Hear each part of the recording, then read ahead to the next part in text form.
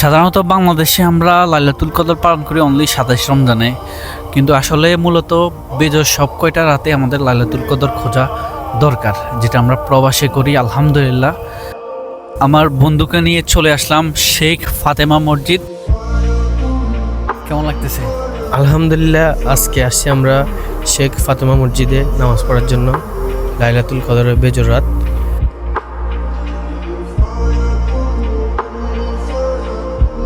সাধারণত বাংলাদেশে আমাদের মসজিদে নামাজ পড়ানো অতি দ্রুত, তবে আরব দেশে আপনি মসজিদে নামাজ পড়লে আপনার কলিজা পুরো শীতল হয়ে যাবে।